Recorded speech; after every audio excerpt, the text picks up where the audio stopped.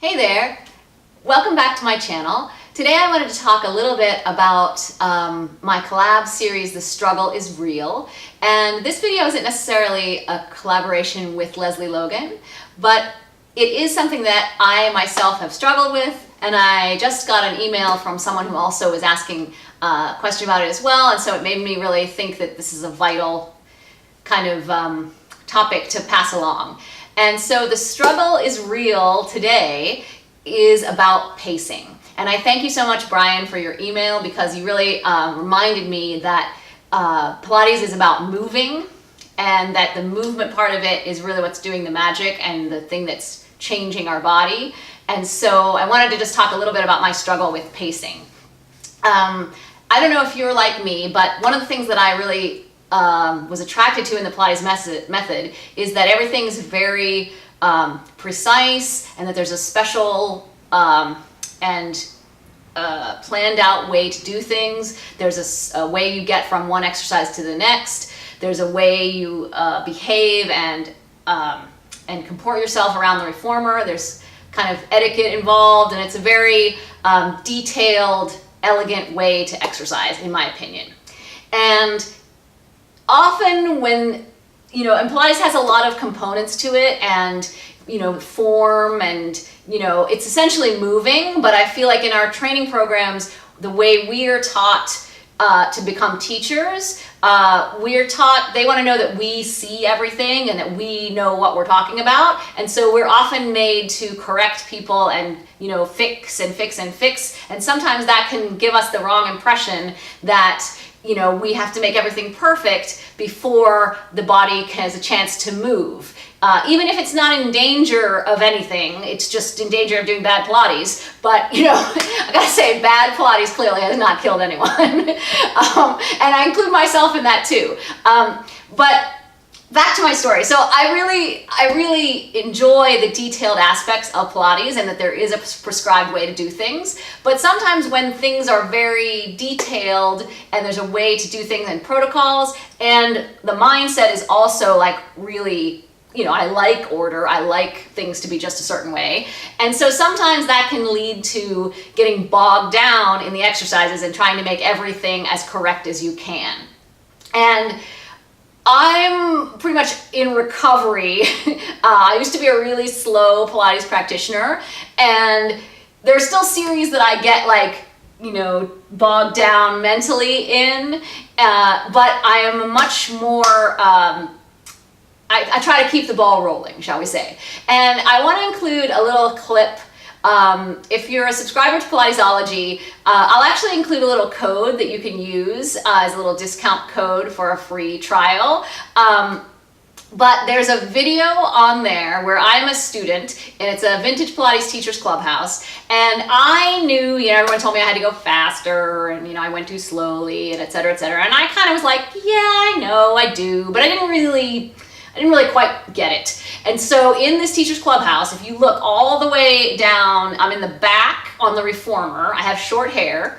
And if you start the video, it's right at the beginning of the video, because there's Karen says like, hi, welcome to Vintage Pilates. This is what we're gonna do. And then we all start doing the reformer. And I am doing footwork way in the back.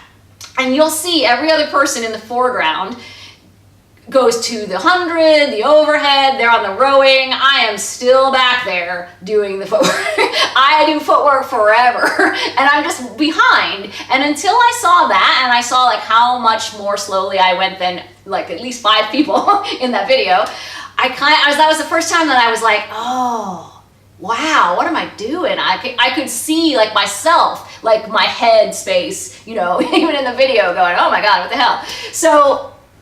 So I'm and actually, that's a really wonderful test for yourself, to film yourself working out. It can be, if you're not used to seeing yourself on film, it can be a little bit like, ugh, I don't wanna, but your teacher eye will take over, and you'll see what your teacher's talking about. You'll kind of see if your pacing is, if you can see yourself thinking, because you'll be able to see that, like kind of once removed, shall we say. It's a really good exercise to do if you can. And I mean, we all carry a camera in our pocket these days, so it's pretty manageable. So pacing. The point of pacing is that movement, this is exercise, so you should be moving and you should be sweating. And often there's a lot of talk about in Pilates. We have those 6 principles that are given to us from a book in the 80s, well after Joe Pilates died, and they're great principles. They really talk in a nice way about things that we care about in Pilates. Centering and using our center, precision, flow of movement is in there, I'll grant you. What are the others? Breathing, precision, control, centering, concentration. They're all good things. You have to think, you have to be in control. And you know, Pilates is contrology. That's the original name for the Pilates method. Contrology, the study of control. So control is a biggie. Jay Grimes tells a funny story, and he is a big proponent of moving being the main principle of Pilates. So he always says, yeah, there's 6 of them, but they left out the most important one, move. And of course, when he said that, I had to write a blog post about it. So I'll include that in the box below as well. It's on Pilatesology. And all of the things that you're looking for in those 6 principles can really be addressed in the one idea of moving. And sure, you want to be in control because you don't want to be moving and dangerous. And you need to know what you're doing and be focused and thinking because you'll to know what to do because you're moving. And also another thing that I think is great, you really don't have to think about your breathing, because if you move at a certain pace, that breathing will take over because you're a well-oiled machine. If you keep moving, your breathing will have to increase because you're exerting yourself, and you'll really breathe more deeply because of the physical exertion. And you'll be able to mine so much more out of our exhaling breathing exercises because you're exercising and warm and moving. And not that it's not a concern to want to do really precise and correct Pilates exercises. Like, you certainly want to strive to that as well. And the moving is really going to help to challenge that precision. So if you're moving precisely and you try to pick up the pace and things fall apart, then that pace is too fast. However, my advice, and it's advice that's been given to me, and I'm just going to tell you, it's really hard to follow because, you know, we just kind of go back to our habits sometimes. But Pilates is all about changing and developing better habits. So my teacher told me to just notice in the exercises when you feel like things are not as you would like them. If you feel like, you know, that side is just not working yet, or I feel off balance, or I'm not really using it. Whatever you notice about your body, just kind of notice it. Don't really try to fix it in the thick of it, you know, in the moment.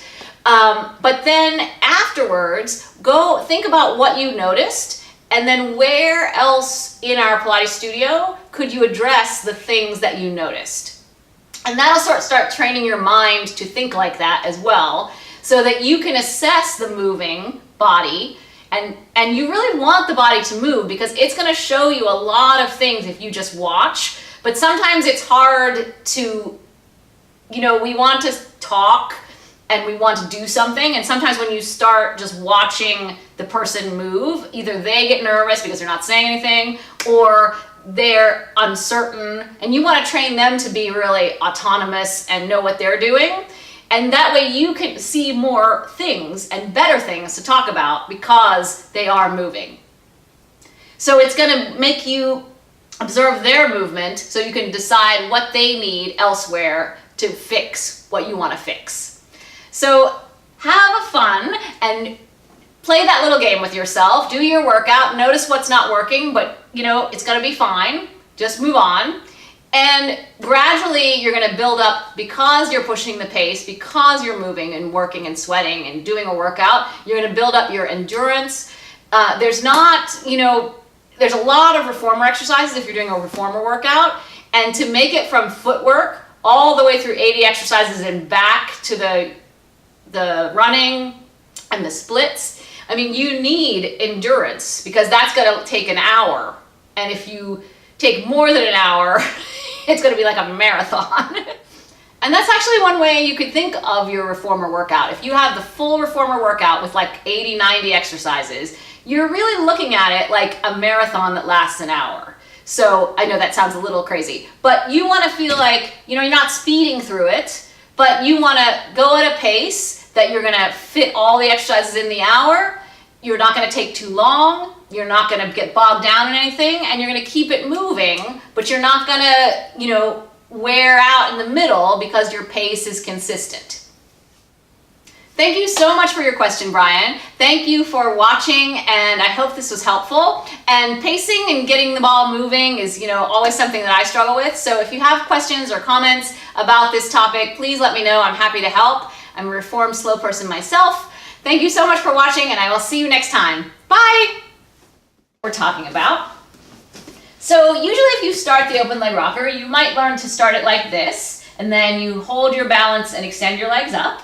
And then once you can do that, you'll rock back and forth, presumably with control. And then maybe when you get a little bit more proficient,